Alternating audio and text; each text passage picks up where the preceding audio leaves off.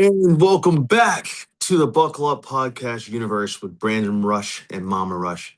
If this is your first time tuning in, I'm actor Brandon Rush. I've been in 80 television shows and movies, and I launched the Buckle Up Podcast with my mom, who is my co-host, Mama Rush, who is a pharmaceutical sales specialist. We launched the show April 9th of 2025.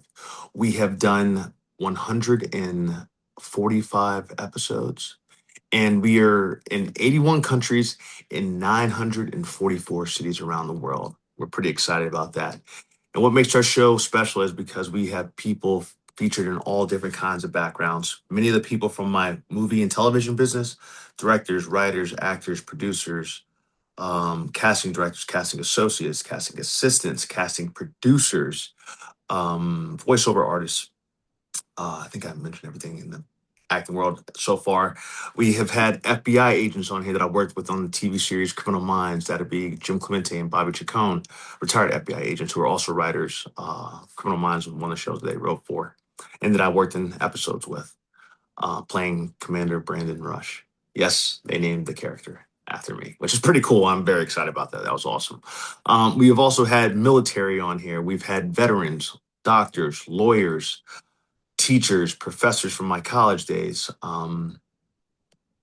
small business owners, CEOs, tycoons, and our goal is to help get back to the youth. We have people from with all these different backgrounds. Our hope is to get back to the youth. So by having all these people from these different backgrounds, they can help educate, can kind of say the path of how they got to where they are, which I think is important because not everyone knows.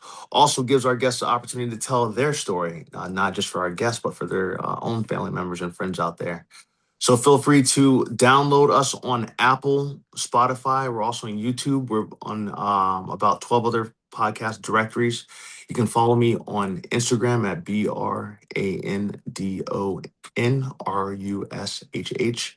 or the Buckle Up Podcast page on Instagram, which is BucklePodcast. I think I said it right. Buckle Up, BucklePodcast. The Buckle Up Podcast page that we have. We're also on TikTok as well. So feel free to check any of those. Today, we're going to have a very special guest on here. That will be someone who understands the industry from the inside out. She's Stacy Noelle Conner, I believe is not how she pronounces her name. She started in acting and writing. She worked her way through multiple jobs in Los Angeles and then made her major pivot into reality TV casting, working on major shows like The Bachelor, Love is Blind, Squid Game, The Challenge, and more. She's also the co-host of the Pretty Corrupt podcast and recently made a bold move to live as a digital nomad in Malta. This is a story about reinvention, resilience, and taking risk. So we are very happy to have Stacy on here from, I believe, Malta. She's going to be coming in from Malta. So she'll be on here in just a few minutes. And then we will be right back after this quick commercial break.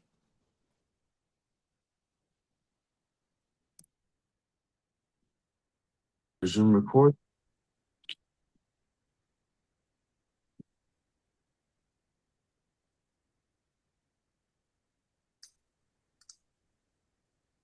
Stacy, hello. How are you doing this morning, or I guess evening, your area? Yeah, it's late afternoon. I'm good, Brandon. How are you? I'm doing great. I'm doing great. Thank you so much for joining us on the Buckle Up Podcast with Brandon Rush and Mama Rush.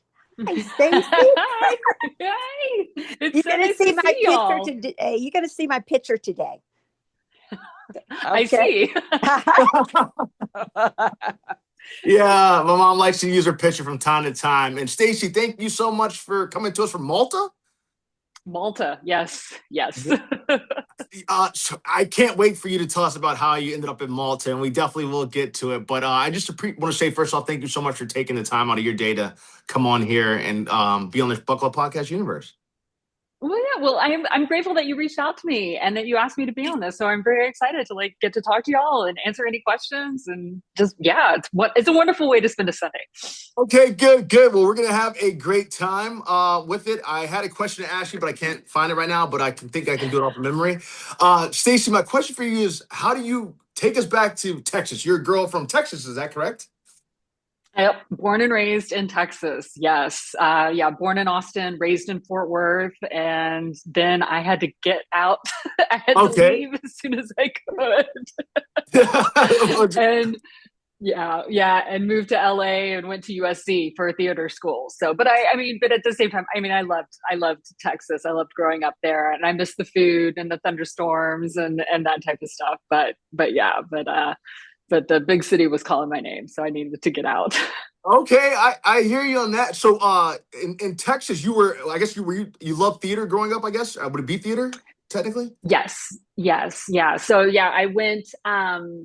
There's a playhouse. It's called the Casa Manana Playhouse in Fort Worth, and it used to be theater in the round. And during Mhm. like the main like school year, they had basically like children's theater, and Okay. so they would do mostly like fairy tales, and they would redo them. And so like I remember going to that like once a month, like on the Yeah. weekends, and like doing that. And then they also had classes which their company of actors would teach the classes. And so like I took acting classes, I took theater classes starting when I was like Okay. 5 years old Wow. there.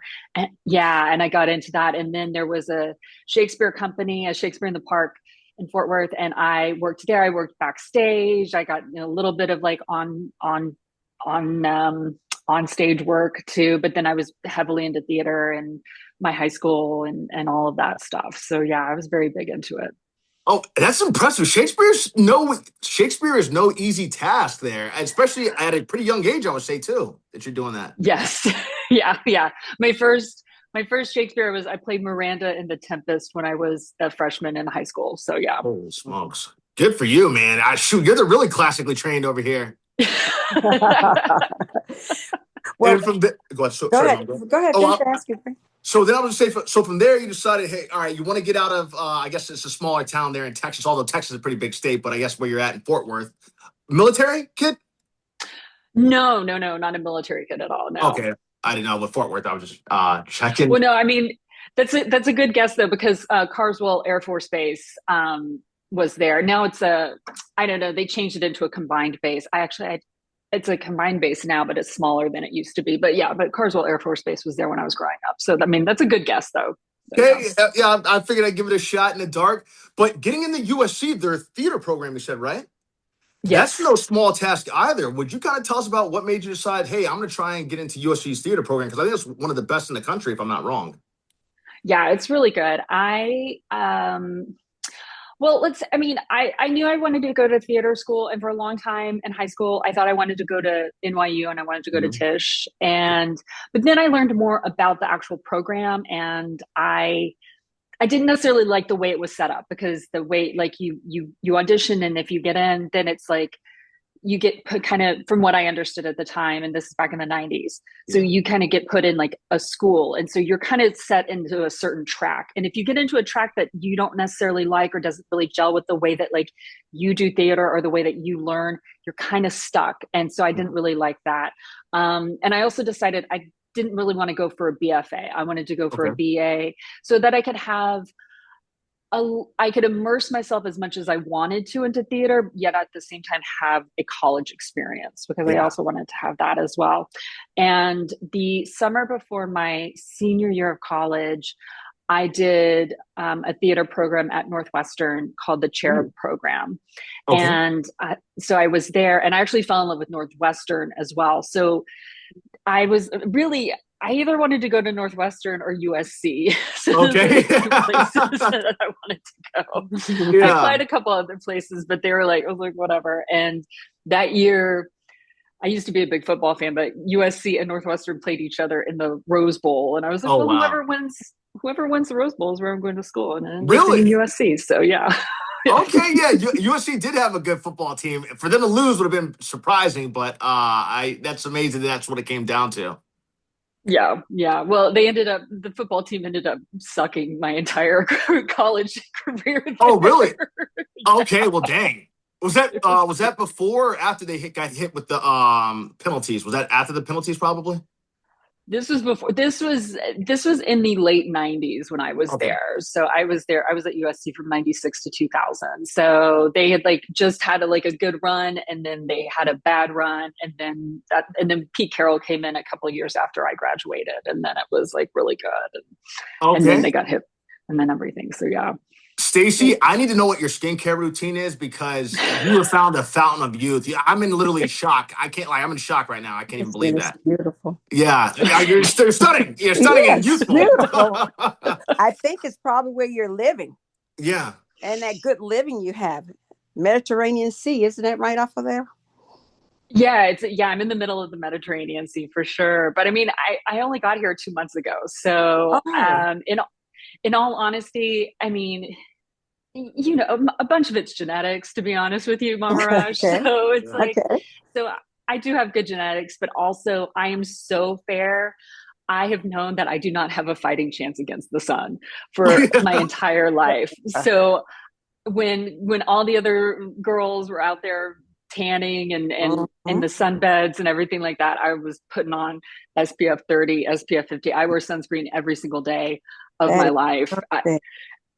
Yeah, because I was like, no, we're not. I moisturize all the time. I'm like, no, we're keeping this good. I mean, it's happening. I'm aging. I also know how to light myself very well too. So let's not get it twisted there either. So Yeah. It might have a little bit to do with it. You're doing good. You're doing absolutely good. Before I get to the Malta thing, how was that shift for you going from Texas to Los Angeles, which is obviously a big shift? Mhm. I'm from the East Coast myself, so I've had to do it myself. So what was that like for you? I mean, it was culture shock at the time. It was definitely culture shock. So, and then we didn't have the internet back then, so you could like kind of learn and would like know more. I definitely was like, Mhm. oh, I can't go to 8 a.m. classes in pajamas like I thought I was going to be able to. I was like, people actually dress up to go to school here. I was like, to class here. I was like, oh Yeah. crap. So, but at the same time, I wasn't very popular in school growing up. Like, so, and I also went to a really small school that I graduated from. And so, it was very nice to like go to a bigger city and go to a larger Mhm. school where I could kind of become who I always felt that I was and be Absolutely. accepted and like find, even though, look, and because you moved from the East Coast to Los Yeah. Angeles and everything, like No. we know how do I put this? Because LA gets a bad rap for being like fake Yeah. and very shallow and all of that stuff and very surface level. But also at the same time, it is a big enough city that I feel that, and I feel like I've been lucky enough to find people that I've always gelled with. And I feel that no matter where you go, if you're a real person and if you're a good person, you will always find good people. Like, and you can always find shysters and weirdos anywhere. And like, and it's like, are they your kind of weirdos? No, not your kind of weirdos. And so I Yeah. was able to find my kind of weirdos there everywhere I went. And so that's what I liked. Like I moved there and immediately was like, oh, okay. Like if these people don't like me, I'm not stuck with them. I can go Yeah. find people who do like me. Like this place is just big enough. So Absolutely. what I felt the minute I literally moved there.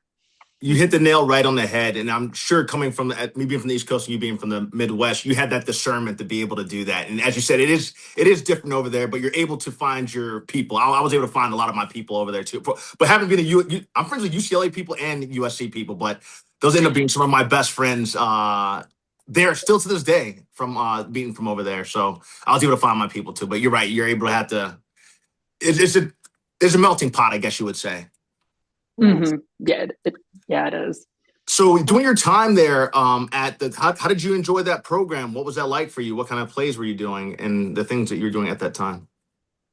I enjoyed that program a lot. I thought it was great. And I thought the BA program was wonderful. I mean, it is, that program has changed so much though. Like Mhm. since I went there, I mean, they have an entire like new, like state of the art system. And they also now call it the School of Dramatic Arts. So like, Okay. it's kind of an upgrade. It is classy now. Like, I mean, Okay.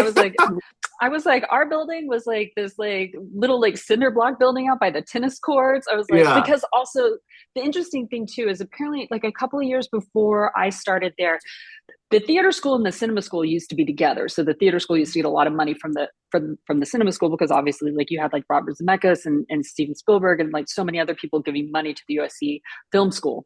Well, then they got a new dean at the film school, and that dean of the film school said, "We don't want we don't want to give money to these Ooh. theater people," and so they divested them. Yeah. And so we didn't have a ton of money.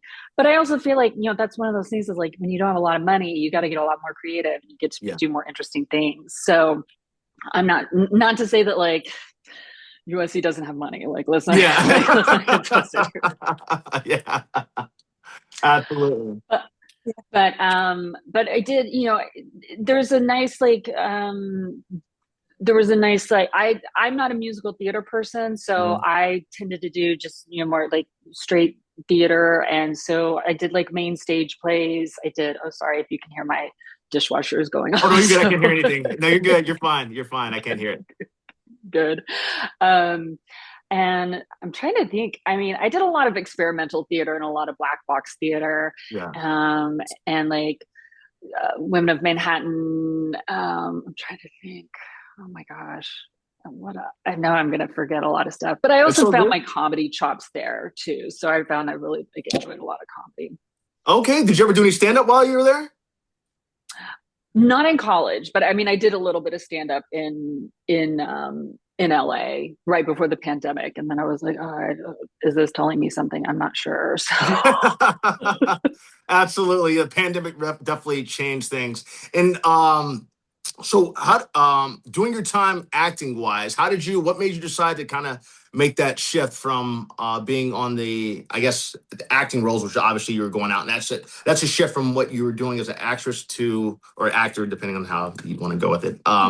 Switching, yeah, I never know. yeah. Switching over to well, how did you enjoy the TV and film side of things when you were doing that?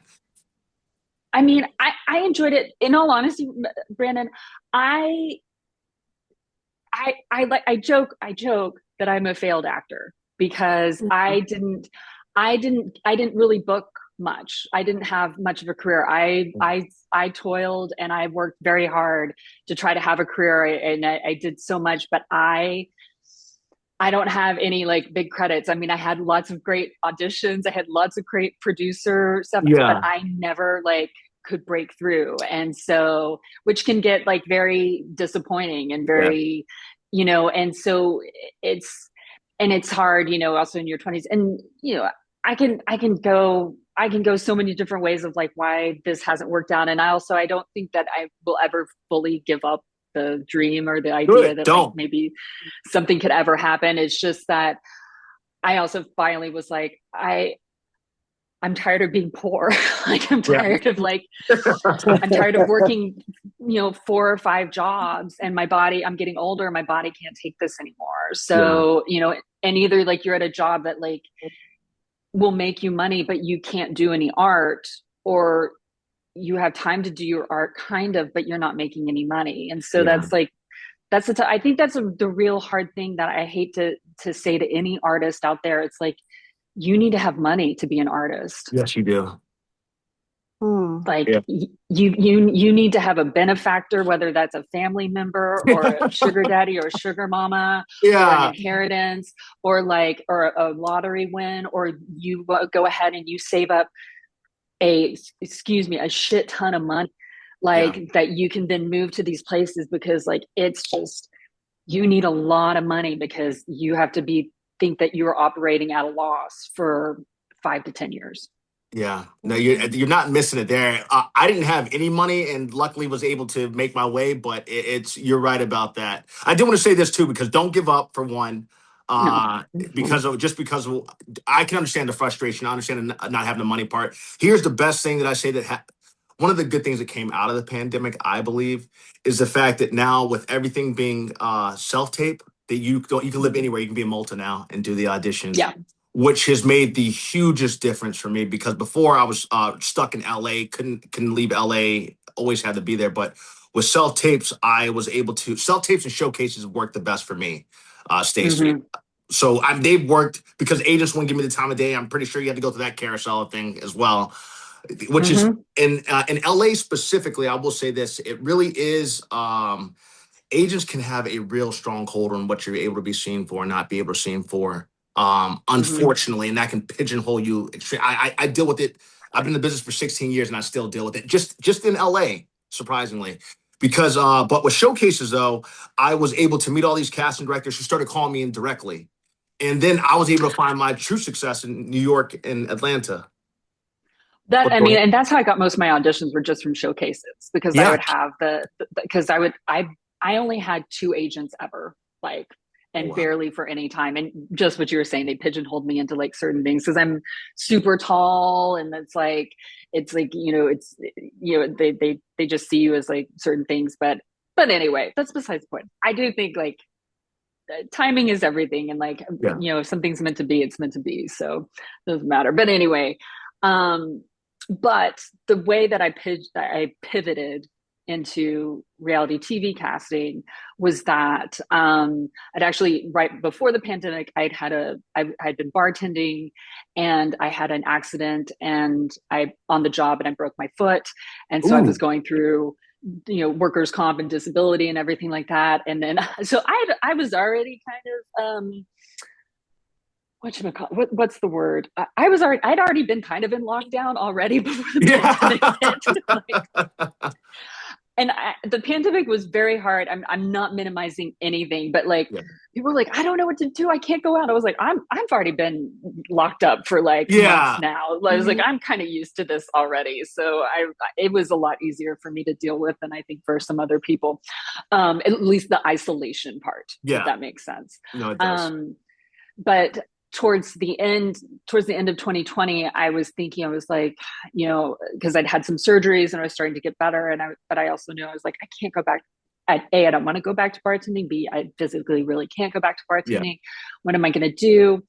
And I have a friend. I have a couple of friends, but I have one friend, and we worked together many years ago when I worked at the BBC in a sales job, and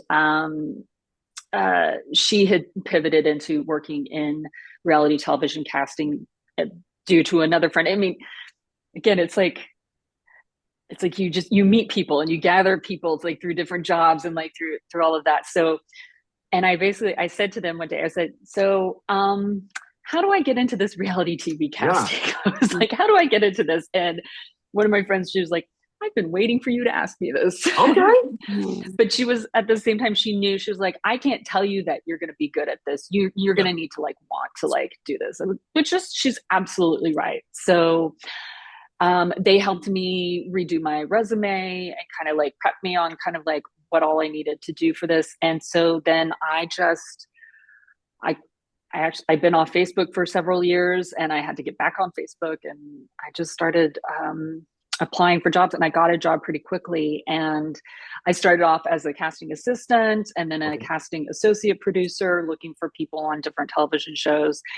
But then I found this job called a casting editor. So it's the person Hmm. who takes the people, when people get to a certain point in the casting process, they get interviewed by a casting producer and on Okay. Zoom, and it gets recorded just like what we're doing now. and Yeah. and then that interview gets edited down to like, I mean, depends on the show, but gets edited down to somewhere about, usually around 2 minutes. And so Okay. it's the highlighted points, and it's getting down to like the meat of like what the network execs and producers want to see, so that they know if Yeah. they want to cast this person on the show. So that's what I do. I take those interviews and I do that, because I was like, this is way more creative. The other part to me felt like sales, and I hated Yeah. doing sales. I'm not a hard sell person.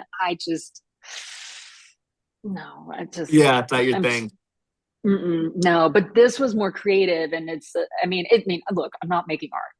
Yeah. I'm not making art. I'm helping to, to make well, not trash television. I will defend reality TV to like a certain degree, Yeah, because I do think in some ways it sometimes holds a mirror up to ourselves and like what's happening. And absolutely. also, I've been able to see trends to like what's happening in the world by watching like people talk and like Really? people videos and stuff like that. So yeah, I mean, I wasn't surprised the way this last election went, because I Okay. was like, because just hearing the way that people talked, and especially Yeah. young people talk, and I was like, yeah, I got a feeling. I got a Yeah. feeling. So yeah.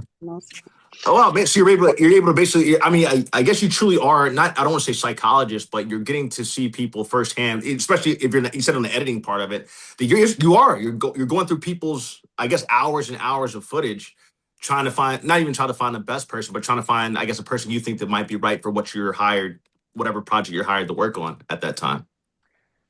Well, I mean, the it's the casting producers, it's more of their job to find the right person. For Okay. me, it's to find the, how do I tell the story of this person the best? Yeah. Like, why should they be on this show? Like, do they fulfill the requirements to be on this show? Like, like, let's say it's like a dating show. Like, do they really want to find love, or do they just want to be famous? Like, because sometimes they get, I mean, and it depends on the show. Because maybe, like, let's say it's F Boy Island. Like, Okay. if I'm doing all these guys here, there's going to be some guys who are good guys, and so they're looking for love, and then there's going to be the F boys who are not looking for love. Yeah. So Just I'm like. going to have to edit. So I need to find that way. But like, are they kind of manipulative and all of that stuff? But like, have they been in serious relationships before? What is their family dynamic like, Ooh. are their parents divorced? Did they have a bad did their parents have a bad relationship, or did their Mhm. parents have a really good relationship, and so they go off that, or they're too afraid that they're not going to have as good of a relationship as their parents had. But like you said, there's a psychology to it, and like, you're kind of like, you really are watching people.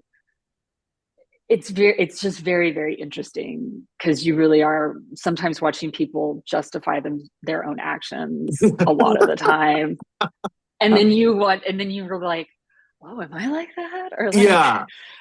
Very Hmm. introspective, or I guess. yeah, it Well, I can be. have a question about that casting. What do Uh-huh. people, what do you think people most misunderstand the most about reality TV casting? Oh, a lot, Mama Rush, honestly. Yeah. I think a lot of times that they don't think that they need to care about it. This is a job interview, no matter what. Yeah. So I think a lot of times I can't tell you how many people, they want to do these interviews in their car. And I'm like, excuse Oh me, wow. this is going to be, even though we tell them it's going to be recorded, like, present yourself. Like, it is a job interview. You don't have to wear a suit and a tie, or like, wearing a, business suit or anything like that. But like, this is still a job interview. Mhm. And I think also it's like, be honest too, as well. Like, you can tell when people are like hiding. It's be honest and be yourself. And sometimes people think that being yourself means just being on and like, let me be loud. But it's like, no, no, no, no, no. We want you to bring that energy that is you. Like, how are you with your friends? Like, when you're just with your friends, like, we're having a conversation, like, and a lot of times people think that they have to be perfect. So it's like, it's threading this very fine needle of like, this is a job interview that you do not have to be perfect in, because we're not looking for a right answer. We're looking for you. Hang out with your friend, talk to us like we're your friend, and Mhm. let's just have that moment together.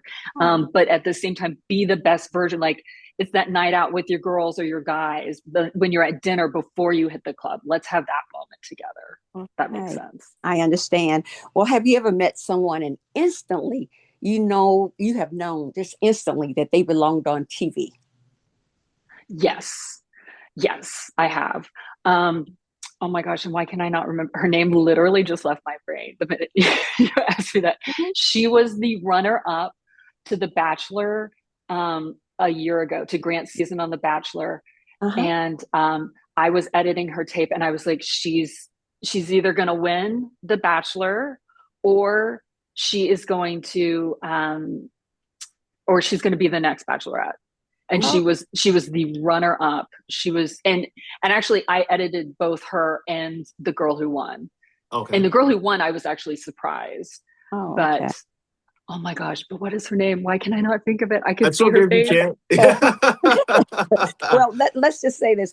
Let's move on. Without naming names, what's one of the wildest or most memorable casting Ooh. experiences you've had?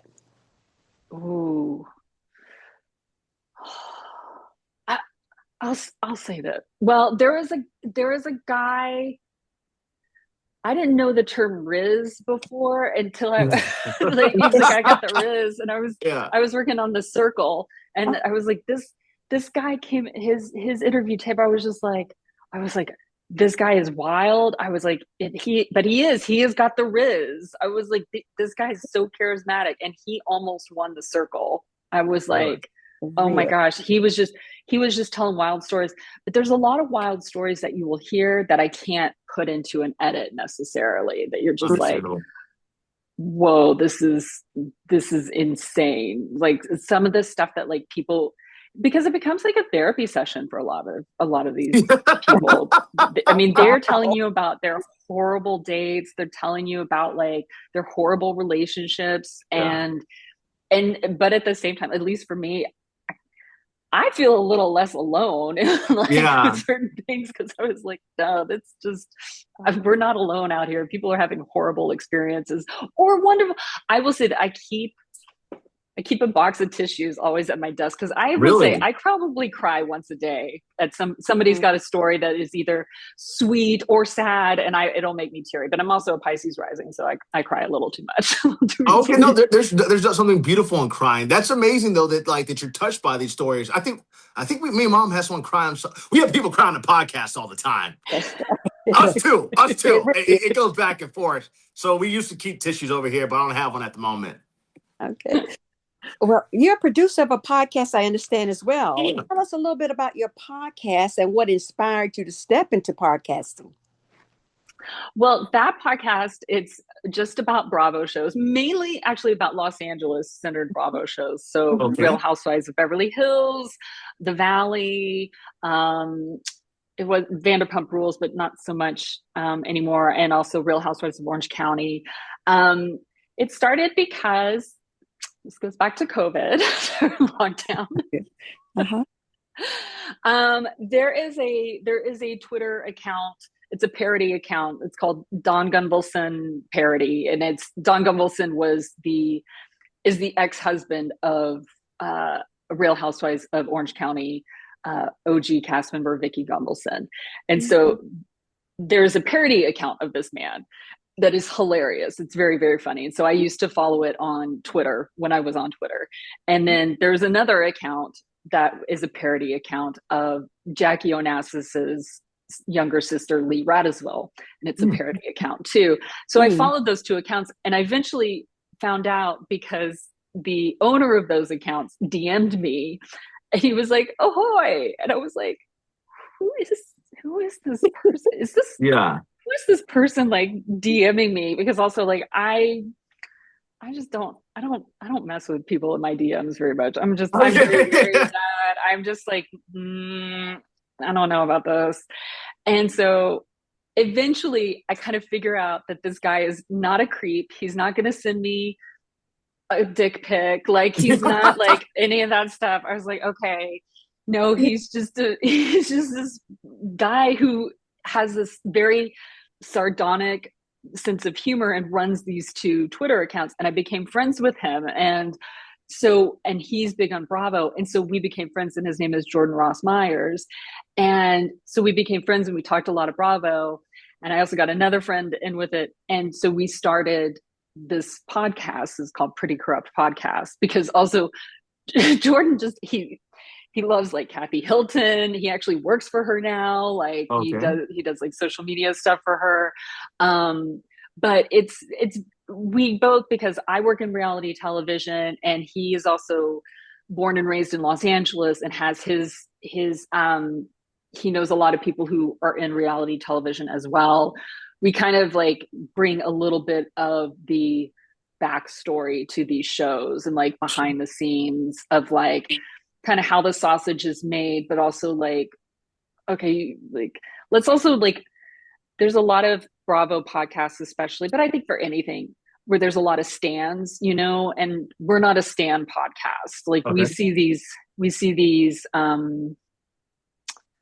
the stars of these shows, they're human beings, like they're real people and they're flawed. And so you're going to love them one season and you're going to hate them the next season. So we're not going to like put them up on this pedestal. They're also on reality television. Like they're not, that's what's happening here. So we talk about that. And yeah, so that's been going on for about 5 years now. No, yeah, 5 years now. We started in 2020. Congratulations. Oh, that's you. something. I tell you, I'm enjoying the podcast with Brandon. It has been just a unique experience for me. I'm a scientist, but this has truly been a unique experience. And I love people. We both love people. Yeah, and that's why we're able to just find out about how people or what people do.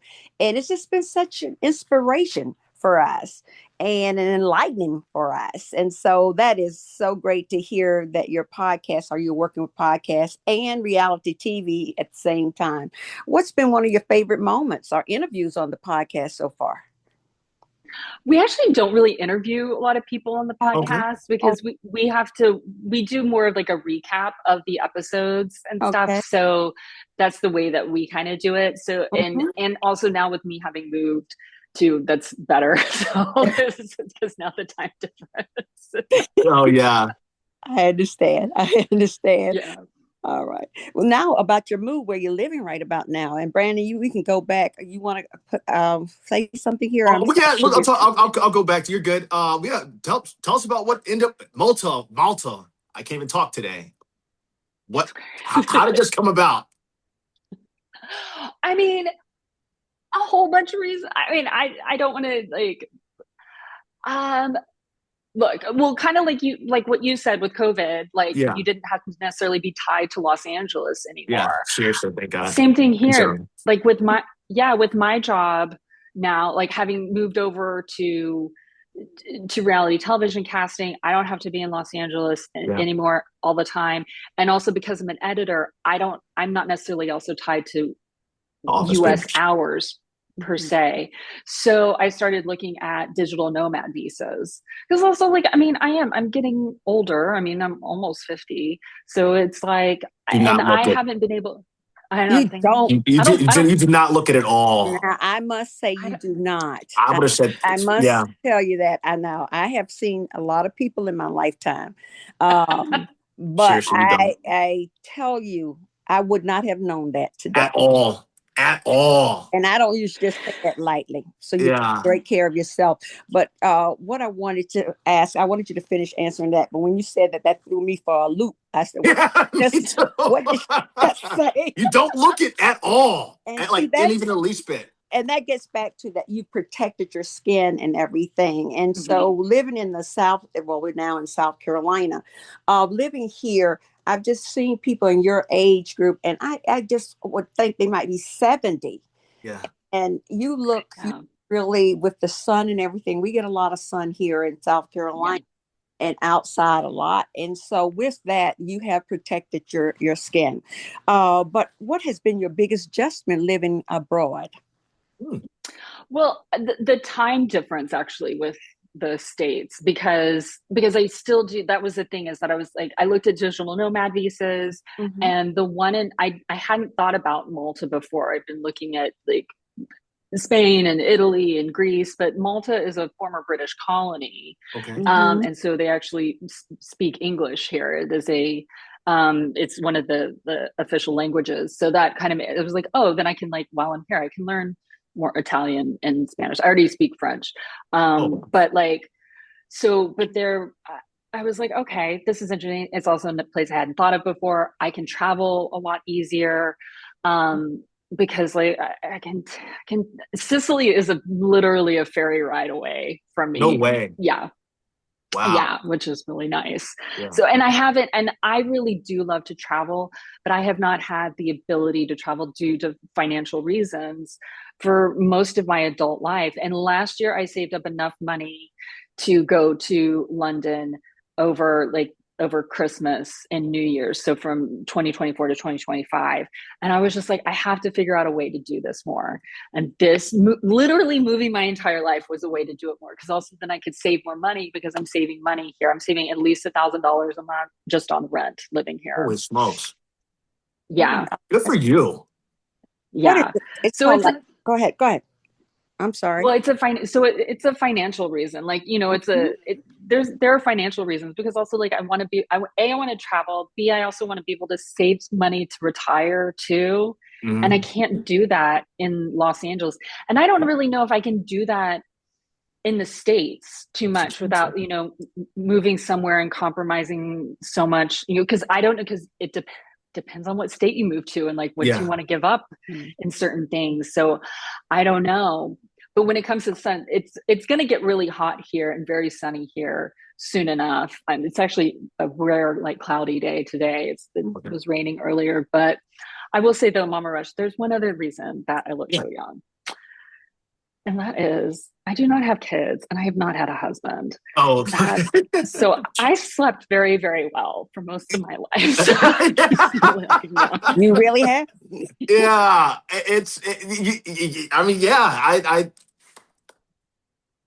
staying single has kept this. It is working. It is working. I'm still in disbelief. I'm not. I think not the word disbelief, but I can't believe.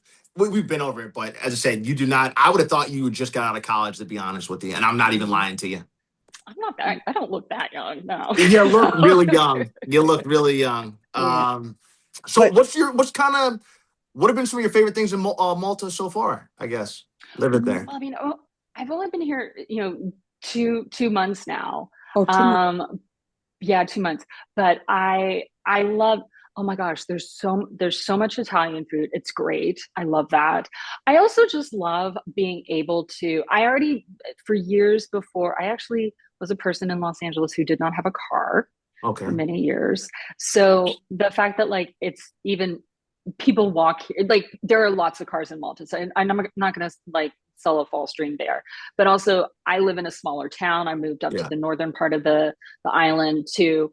And so like, I walk through like a big church courtyard to like get to the main road of the town. And I don't know, there's just certain like things that you're like, I look out, I've got a great view and I can like see the sun. I've seen more sunsets in 2 months than I saw in California. Yeah. I'm not joking with you. Like, it's just kind of, and this is kind of like the way I wanted to take this next chapter of my life, of like not having to grind so hard and do like more enjoyable work, and then be able to like enjoy parts of my life, and like, pushing myself to make new friends and meet new people. And that's something I'm doing slowly. And I have to tell myself, like, you have to do this. You have to like, stop being nervous and just go and do these things and reach out to people. So yeah. That's absolutely. But Your time. Oh, sorry, Mom. No, you go ahead, Mom. You're good. Do you feel more free now to be able to do more? You do. That's a good feeling. Tell us a little bit about that. That are your creative ability? You feel that it's going to flow better here where you are now? Excuse me. I feel like it. Yeah. I felt like because the financial burden, it's just, those financial burdens, you don't realize how much they weigh on you, like so much, until they're either lessened or they're gone. And they're not gone from me, but they have lessened a lot. I was just like, when you have that breathing room, you're not taking up that mind space, that like, because that space that is taken up of like, oh, well, I better not do this because then I won't be able to afford this, or if I spend too much here, that just takes up so much energy there, and creative energy. And when you also don't think that you can be creative, that you don't have time to be creative, because time is money. And and I think living a like rich life is being able to have time to do the things that you want to be able to do, whether it's laying on your couch and watching television, or being able to be creative, go write or take pictures or paint or like do movies, or be with your children, or like just, or walking around your town or doing something like that. And I think Mhm. that I feel just so less in the rat race, and Yeah. it's just been so freeing already just in like 2 months.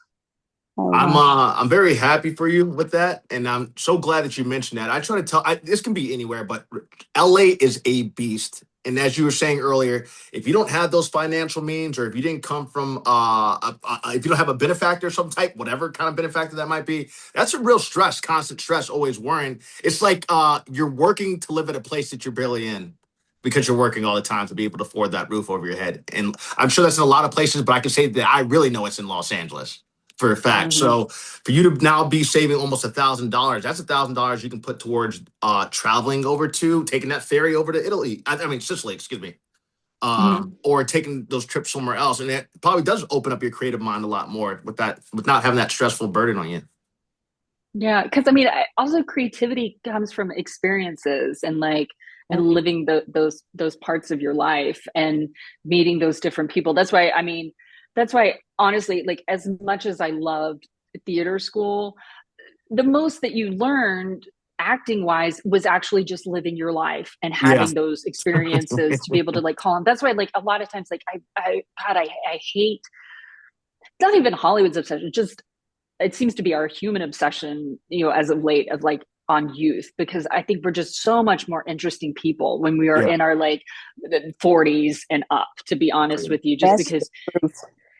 yeah, you've already gone through so much, and Hmm. you're just like, oh, like that's why I'm like, that's why I will never give completely up on acting, because I think I'm just such a more interesting person now, and I'd be a much more interesting actor now too, because of like what you can bring to a character. I mean, I saw something with Annette Bening, and I was like, God, I love her, and she's even Yeah. more interesting now, and she hasn't done anything to her face, and oh my God, and that's what makes it just even better. You're just like, oh, like so good, just such living that like life, that like rich life that you can like kind of dig into. And yeah, I felt very closed in LA, which was kind Yeah. of crazy, because you wouldn't think that, but I think, but it becomes like the Eight of Swords in tarot, in the tarot card, of like Ooh. you can leave anytime, you just think that you're stuck there. Yeah. So it's like so even me moving away,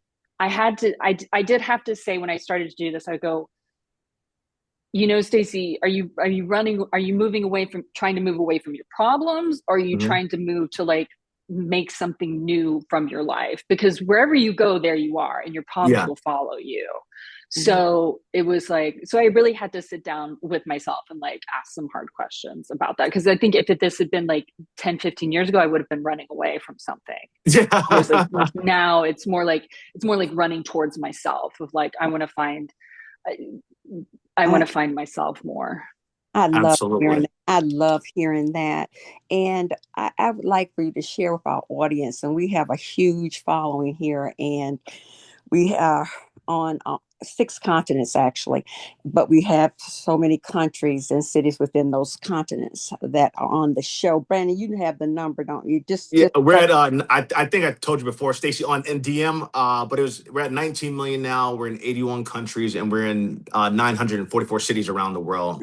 We're a big melting pot, and stories like yours and people that Yeah. we've had on here that really encompass that. And that's why I'm glad that you're sharing your story with us too. Yeah, but one thing I want to mention on that, excuse me, Brandon, I You're wanted to good. finish that statement. I just had you, I want you to tell that. But Stacy, I hear something from you that you're saying, and I think you can share it with our audience. That's why I wanted you to know. When you feel that, when someone may feel that they're stuck Ooh. in a chapter of his or her life, what would you tell them about that? Or what would you share your experience has been? And that will impact their lives as well. I mean, well, I can only hope that it would impact their lives, to be honest with you. I mean, because I can't control how somebody necessarily receives it. Mm-hmm. However, I would say that um, because there's been I would say I went into my 30s very excited actually to be in my 30s, surprisingly enough. I was excited about that, and I thought they were going to be a great decade. And if at 29 I had known what a really crappy decade it was going to be for me, Oh I would have wow. been like, oh no, don't do this. Because it was full of a lot of really, really low points and really tough things to really go through, like physically, emotionally, financially. But it was interesting because after basically losing everything and having to rehaul my life completely in my early 30s, and then having an almost similar situation hit me again towards my late 30s, when it came up again in my late 30s, I go, you survived this already once. You've already, and you know that you came out the other side of it. And you did not think that you would do it back then, but you did. Like you already did. So in a sense, being forewarned is being forearmed. And I was able to like kind of brace myself and go, you've already done this before. You've gotten through it. You know, it does not last forever. This is, you're going to be okay. And so, and I also, I taught spin class for like over a decade. And I would tell people, I was like, this class is not the hardest thing that you've done. Like you've given birth. I was like, you've had children. I was like, you've lost parents. You've lost, siblings. I was like, you've done so many things that I can't even think of. I was like, this class is not the hardest thing that you've been through. So a lot of times, and everything is really relative to somebody, what they think is hard. So it's like, there's just always, and I never want to say it for it to feel trite or have somebody think that I'm minimizing what they're experiencing. But I think on the other side of it, you always look back and you go, oh, not that it was easy, but that just, I actually got through it and it was okay. Yeah. Amen. You have a good spirit, Stacy. He really does. Oh, And thank you. oh yeah, of course, it comes through naturally. And I also want to say, when you were talking there, I'm like, with what you were going through, I've been through very similar. It's kind of like it's one battle after another that you were going through in LA. Like when you were talking, I'm like, that is literally what LA. A lot of it is one battle after another, and it sounds like you went through that. Having gone through that now, and I love what you said was the fact that because you were able to get through, because you've been down that road before where something went all the way completely left, and you were able to get through that however you were, that prepared you for that next battle that came up when it's like, hey, I went through this in maybe my 20s or later 20s. I'm now going through it again at, let's just say, 34. I'm just taking a random guess here. But I'm able to handle that because I've been through that. That is one thing that I think with leaving your hometown like you did, that was one battle in itself. You're leaving, going from Texas to Los Angeles where you don't know a single soul probably. And then you get through all that you went through, most likely by yourself and maybe with some friends and family a little bit, but they might not have known the full scope. How that has continued to help you level up as a whole. With you now going into with Malta, how's that helped you out throughout life now that you have all now that you're pretty badass to say the least. If no one's told you that today, I'm going to tell you. How is that helping you going forward with your life and your outtake? Well, you've been able to help other people, I guess, as well. Mm-hmm. Yeah, I mean, I certainly hope that I've been able to help other people, and I think that I have. Actually, no, I know that I have. I know that I have. I have to give myself that credit. I know that I have. But I like. I've always been like an adventurous person, and I don't think I've given myself enough credit that way in a lot of ways. So like me picking up and moving, and I just was like, you just have to do it sometimes. Like you just have to do it. And that's the thing. I lived in a lot of fear and a lot of like afraid of like and I still am afraid of what people will think half the time. But that's more in my head. That's before I do it. As soon as you're in the middle of doing it, you're like, oh, it doesn't really matter. So where was I going with this? This happens. That's all right. We were well. I can bring you back with the journey that she's on. She's been through, Brandon. Yeah, and you've been on a beautiful journey here. And I'm looking at you. I'm listening to your acting, your pivot, your casting, your podcasting, your travels, and you're talking about all of that. And Brandon was asking that, what thread connects it all for you, and that might bring you to where you feel. I feel that like this is what just life as the whole is like we actually we think of life as like, maybe I'm contradicting myself, That's but all right. I feel that I've lived already maybe a dozen lives within this Mhm, one life. And I probably have 2 dozen more lives to live, mhm, God willing, that I have more time here. But then, and that's just encompassed in this one life. And so like we don't have to be contained to what one person or one idea or like who we think we're supposed to be. And you can like reinvent yourself while still being yourself, if that makes Yeah. sense. It's more like reinventing the outside versus reinventing the core. We're always who we are at our core, Yeah. mhm, and but you get to, so try a different job, try a different workout, try a different fabric softener, whatever it is, whatever you need to like do that makes you like break out of, I feel like we use the term comfort zone too much, but Yeah. change is going to happen no matter what. Change Hmm. is going to happen. And either it gets thrust upon you or you get to decide to make that change. And I think we've all had plenty of times where it was thrust upon us and it was very hard. And I think that's the other thing, like kind of going back to what you asked me before, the times where it was the hardest was when Yeah. the change was thrust upon me and I yeah, wasn't ready for it. And I kind of didn't want to accept it, that this wasn't supposed to be my life and this wasn't happening to me. But when I finally just decided to kind of go with it, of like when it came around the second time and I was like, well, this change has been thrust upon me, what you need to do is you need to like move with it. How can we work with this change? And then moving forward, it's like sometimes I'm like, I'm thinking ahead and this change is ahead of me. Like I need to make this change for myself. Yeah. So I think as long as we can just realize that like the one thing, constant thing in life is change. Absolutely. You know, how do you want to, you're never going to stay one thing in your life. So live 10,000 lives in one life. Like do change, go with it, move with it. Stacy, you've done a wonderful job you've been done a wonderful job of being comfortable being uncomfortable. We say on this a lot of times. So you've had to be comfortable being uncomfortable because you've been in uncomfortable situations that you have flourished during those situations. You mentioned comfort zone, and I wanted to say, this is a movie called Lord of the Rings. I don't know if you've ever seen it. You may not have. Have you? The Lord of the Rings. Yes. Yes. Yeah. Okay, I've the seen reason it. I wanted to mention is it's like this. You being from Texas, me being from Virginia, and you going to LA, and me going to LA as well. I feel a lot like how Frodo felt and I'm gonna relate this why it relates. How Frodo went when he went to go take that ring to Mordor or wherever it was. Mm-hmm. He went on this big adventure. He went through all kinds of trials, and so did all of his fellowship and whatnot. But he went through so much to where at the end of the movie, where he can't go back to the Shire because the Shire is it's not the same anymore. He's lived this big life. He's no longer Stacy that started in Texas. He's no longer Brandon that started in Virginia.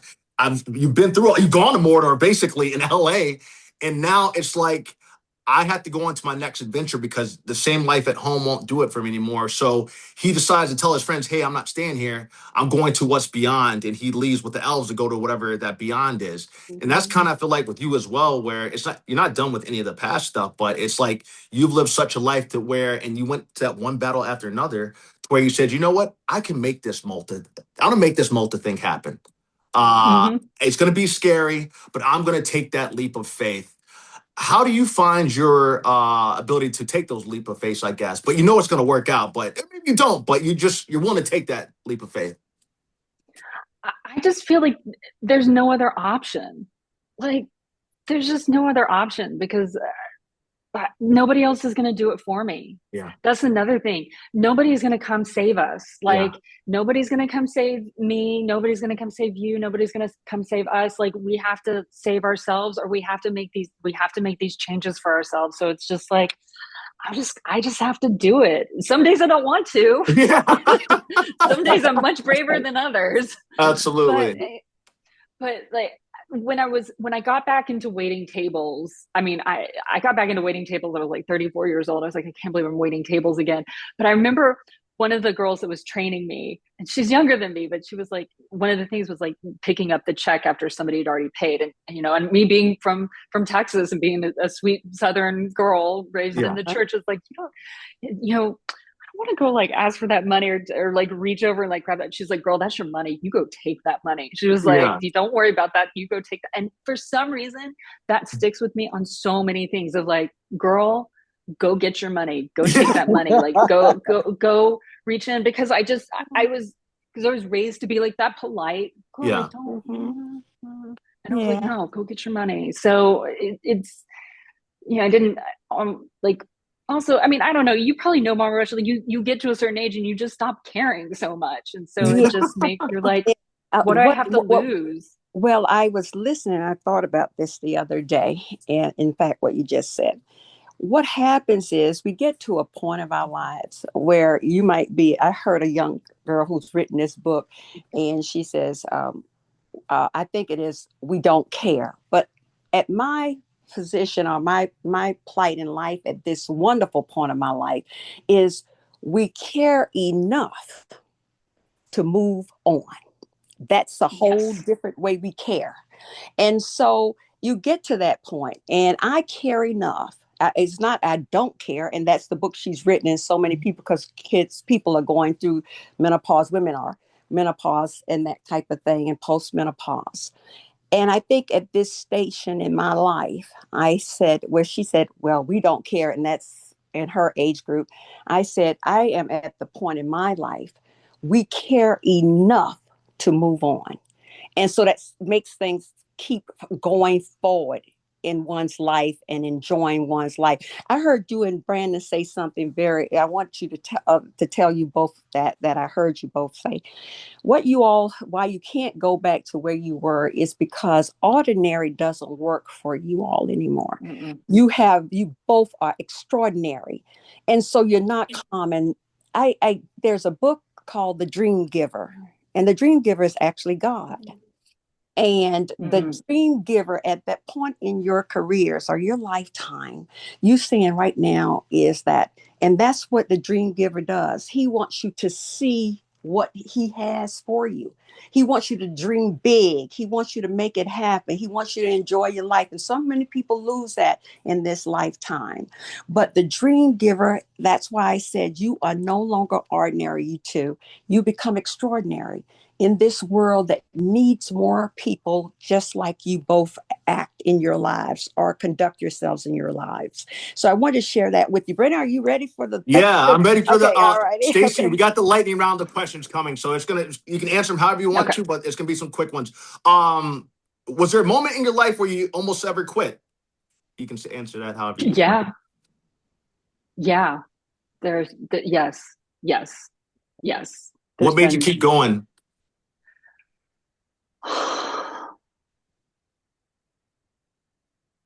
I, I just don't quit. That's the Hey, thing. I like it. I like it. I like it. Oh, I guess I was gonna say what keeps you going during tough times, but I think you just answered that with that. Hmm. Yeah. What Yeah. what motivates you today? Oh, the I think I have a really big imagination. So the fact that, like, honestly, like, and the thing is that life has been so much more interesting than I thought it could be. Like, we had these dreams when we're little and we think that life, and then it's, even though life didn't turn out but the way I expected it at all, Yeah. it's been way more interesting than I thought. So I have a really big imagination. So it's like, oh my gosh, like, imagine what it could be that I haven't even thought of. Absolutely. It's the journey, not the it's a journey, not the destination. What legacy do you want to leave? Oh, just that I was a good person, to be honest with you. Yeah. I like that. A either dream show to cast or a dream show to be in. It could be either or. Oh, Aren't you oh both? my gosh. Ah, I mean, what shows do I not want to be on? There's so many shows that I want to be on, and there's so many shows that, like, you can do like uh, three if that helps. oh my gosh. Well, now I wish y'all had prepped me on this, because now I'm like, oh, what television shows? Oh my gosh. Because now my mind is like going It can be blank. past or But present. um, oh man, I I loved the show Battlestar Galactica. I wish I That could was have been on good. that show. It was Yeah, so good. it It was was good. so good, so layered. I really wanted to be on that show. Oh man. I also really wanted to be on ah, I would have loved to have been like on The Crown, like the first like couple of Oh, Oh, I seasons. Still really? agree. count. I That don't was know. great. Ooh, That's a good show too. I agree. The Yeah. Crown. But like the first two seasons, like with the Yeah, young in the 40s queen and and stuff, stuff Hmm. like right? that. Hmm. Yeah. Yeah, like the 40s and 50s, like that would Yeah. have been fun with those costumes and stuff like that. And yeah, I love a lot of period stuff. So Okay. yeah, something like that. But I don't. But and when it comes to casting, though, I've worked on a lot of shows that I wanted to cast, which was interesting. That was cool. I think one that I haven't gone to cast would be actually I wouldn't. I would love to work on the casting for Real Housewives of Beverly Hills. That would be fun. Oh, really? Okay. By the way, Yeah. your list is absolutely huge. I saw. I'll make sure to put that in your bio whenever I Thanks. post it in your podcast. Okay.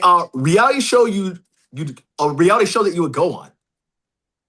Oh, well, okay. I said this a couple of years ago in a work Slack, and I said Real Houses of Beverly Hills because that would mean that I was rich. Oh yeah. Literally. Okay. L.A. in one word. Oh.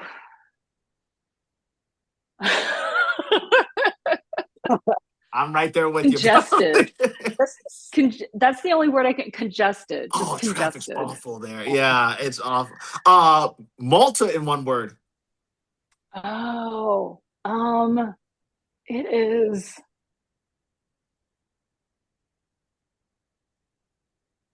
right now. It's blooming, Okay. Hmm. so it's really nice. Yeah, it's spring is sprung here, and at least where I live, it's a lot. Other people would say it's congested if they live in the more like Yeah. southern south of me, but like where I am, it's really blooming and it's really gorgeous. So yeah, Okay, that sounds good. Coffee or cocktails? neither. I'm a tea person. Oh, we usually have tea on here, but we didn't have it today. So okay. Early bird or night owl?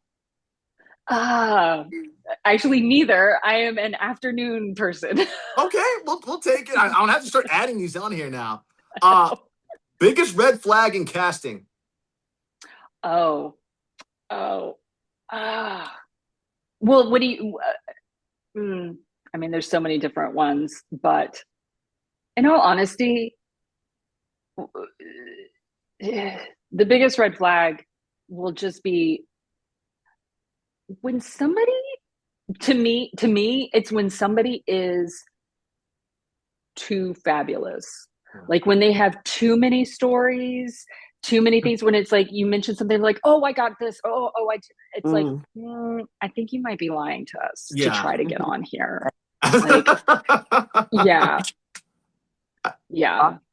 That sounds good. Biggest green flag. Um, you know what? What I talked about with Mama Rush is the openness, the like the vulnerability that openness that somebody brings. All right, that sounds good. Advice you would give your 18-year-old self or your younger self. Oh, just don't worry so much. Like, Mm. just you don't you don't have to be perfect, Stacey. That's what I would say. Yeah. Okay. You don't have to be Well, perfect. Stacy, I wanted to say one, you've been absolutely amazing. Mom's gonna finish it, but I want to say you've been absolutely amazing. I really appreciate you coming on the show today. You're absolutely wonderful human being. With acting stuff, I'll send you a bunch of stuff. I'll WhatsApp you a bunch of acting stuff that can help you out. I think with online showcases and stuff like that, things that have worked for me to help me be where I'm at. So I think it could work for you. New York and Atlanta, I believe you'll thrive in those areas with acting, and that's where a lot of the business is right now too. Just so you know. Yeah. And then yeah, well, thank you for coming on. And I'll give it. I'll let Mom take it away from here. Great. Stacy, I want to tell you something. Your journey is a true example of what it means to pivot with purpose. From Texas to Los Angeles, from acting to casting, and now living internationally in Malta. If I Malta, you show that sometimes life redirects us exactly where we're meant to be. So, what I love most is that you didn't stop. You adjusted, you evolved, and you kept moving forward. We are so grateful you came on the Buckle Up Podcast Universe today and shared your story with us. And before we let you go, tell everyone where they can find you, Yeah. follow you, and tune into your Pretty Corrupt podcast as well. If you can I was tell like, wait, that what? right. But you told me you wanted me to finish it, so I Oh, yeah, no, I just hit the All pretty. right, I so was he like, what are you just talking? said, I yeah, forgot he the name of just the said podcast for that a second. part. Yeah. Well, I'll just say this part, and then you can get that. Say that last. Ask for No, that you're good, last Mom. You're good. You're good. I forgot the name of the podcast threw me for a second. I'm sorry. Yeah. So we've got, and then I want to finish this, and to our listeners, to our listeners, because they're listening and they want to know. You already know. Stay ready, stay aware, and always buckle up. And Well, well, thank you so much, Brandon and Mama Rush, for having me absolutely, no on. I problem. really You're welcome. appreciate it. Yeah, if anybody wants to follow me, they can follow me on TikTok and Instagram at the real Stacy Conner, and that is StacyConner. Just everybody spells my name wrong. It's okay. And then you can follow also the Pretty Corrupt podcast. It is just Pretty Corrupt podcast on TikTok and Instagram and X. We are also on X as well. So, and then we are also on YouTube, Apple Podcasts, Spotify, anywhere you get your podcasts. So yeah, if you want to watch us or listen to us. So yeah, but I really appreciate it. It's been a pleasure and really wonderful talking with y'all today. I really appreciate it. Absolutely, Stacy. Thank you so much for your time. Just send me a photo that you want to, the photo you want for your episode, and I'll have that done in a couple hours. So That sounds perfect. And Brandon, Okay. before we leave, what do we do? What We do you get do? Stacy. You knocked it out of the park today. Thank you so much. Thank you. Absolutely, Stacy. You have a wonderful day. Okay, or no, night, I guess. Yeah, it's 5 o'clock now. So. Okay. You have a great rest of your day, Stacy. Thank You have a great Thank you day so too. much. Bye, All y'all. righty.